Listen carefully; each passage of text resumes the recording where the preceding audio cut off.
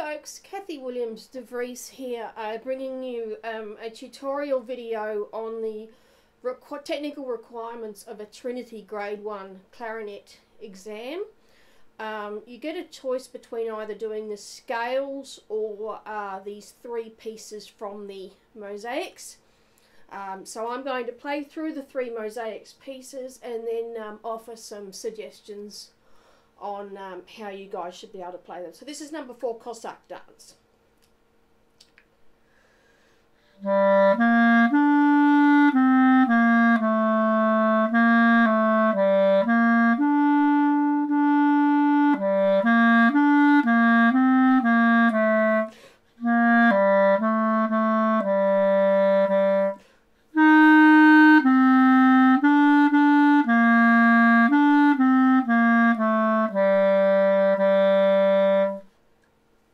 And now this is off to the match number 5.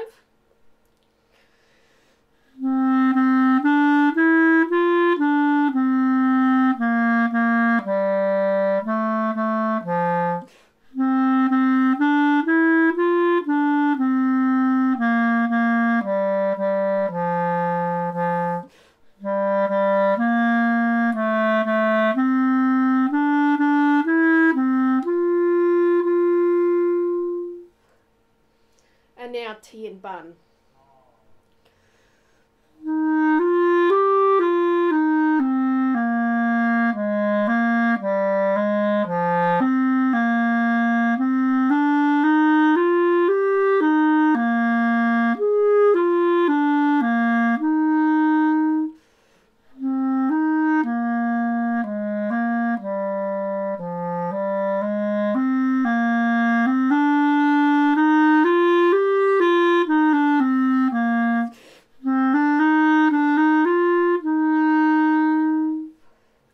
Okay, so those are the 3 exercises.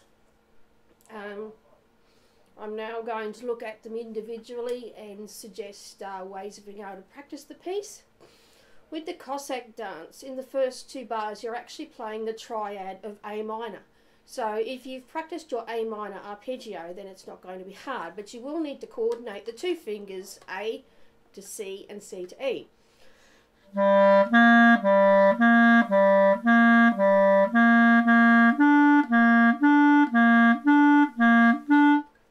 And you want a clear attack, and it's mezzo forte, but don't play too loud because you've got to get to a forte in bar 17. So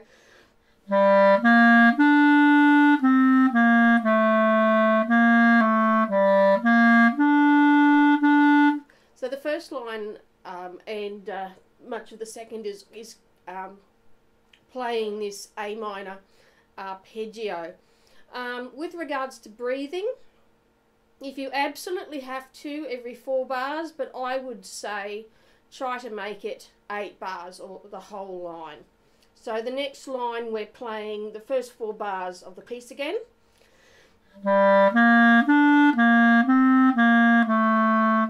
Now, instead of slurring to a B, we're slurring to an A. You want to get that coordinated.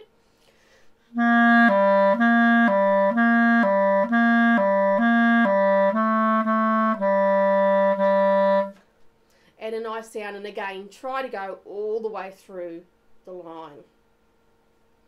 Okay, we're now at forte in bar 17, and again we've got that coordination between the F and the D.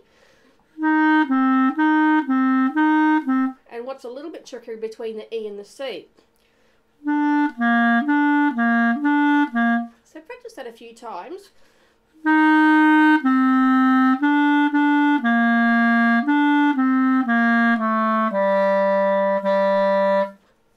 And if your examiner asks you some general knowledge, this piece is in A minor. It ends on an A. There are no flats or sharps in the key signature, and there's quite a lot of A minor chords in it. The next one, 5, off to the match. Again, try to last the 8 bars. If you can't, go 4.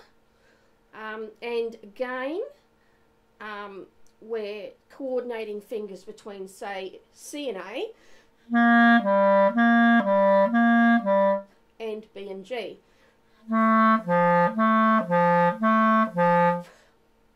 And also B and D as well. And F sharp and D. Okay, so we're very strong here. We're forte the whole way through. The key is in G major because it ends on a G. It has an F sharp in the key signature, and there's lots of little G major chords in there. Even though there's a lot of Ds, I think the tonality is essentially G major. So the first line.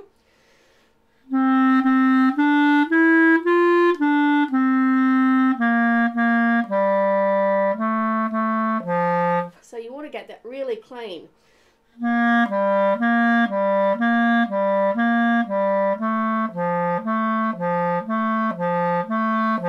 So the first line.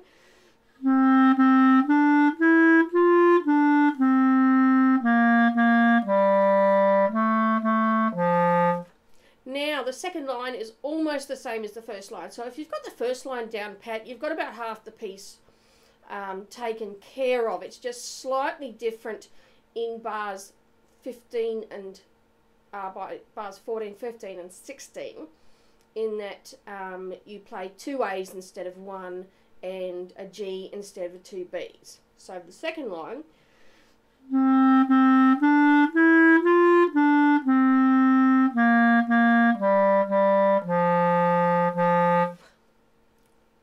So again, coordinating between G and E and C and A. So that the last line.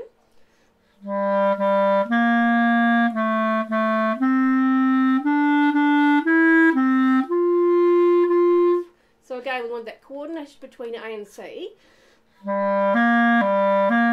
B and D. Yeah, that's a little unstable because you're moving sort of fingers that don't really like to move on their own.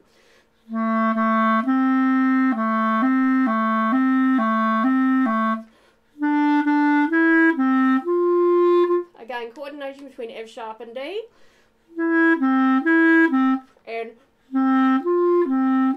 so the whole piece.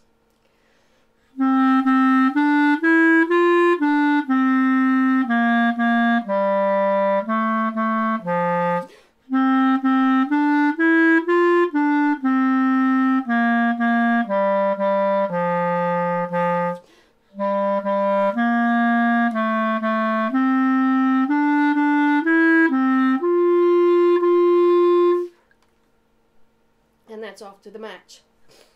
Now, the third piece, T and Bun, is very much focused on legato and slurring. So by now you would have realised that a change of note doesn't equal a change of air and use of the tongue. So what you do is you tongue at the beginning of the first bar. You don't tongue again until the third bar. It's all very smooth.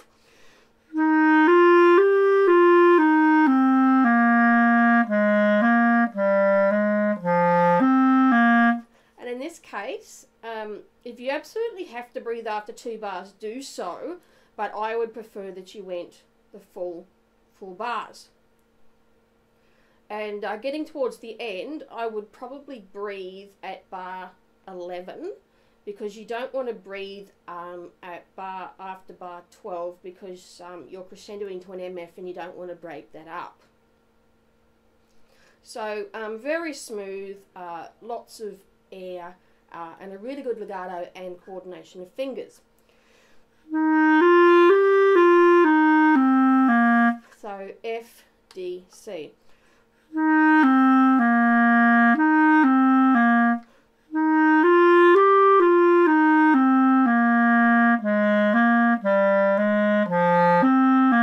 And that's another tricky one, is the G going to the D in bar 4.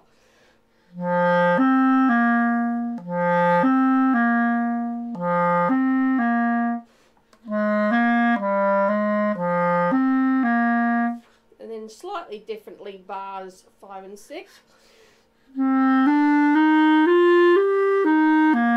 So again, coordination. hang on, quarter in the key,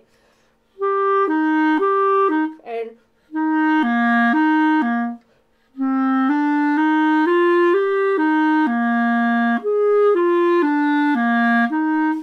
here you've got a straight dominant 7th chord.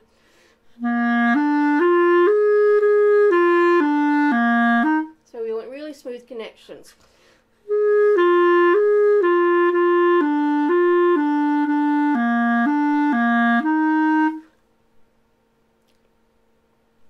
And it's quite exciting, even though there's no crescendo. I'd say that's one of the top bits of the piece.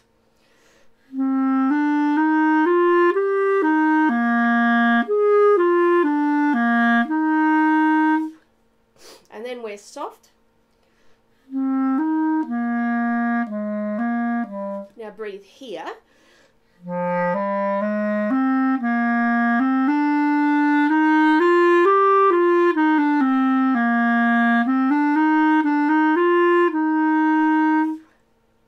And I'm probably playing this a little bit too quickly, but it's a really flowing tune, and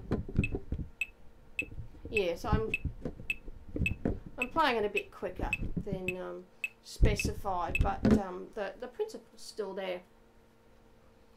So let me take it at that slower tempo.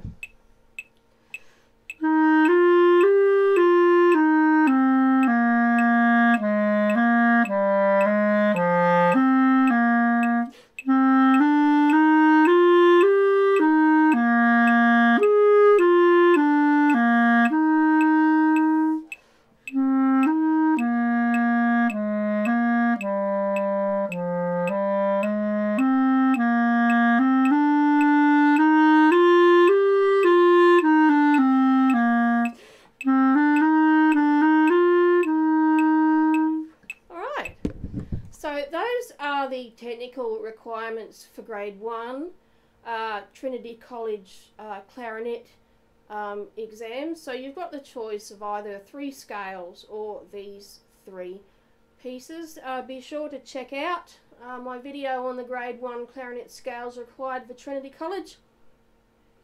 And also I've already uploaded several pieces that are required as well from Musical Moments. So thanks for listening. Bye for now.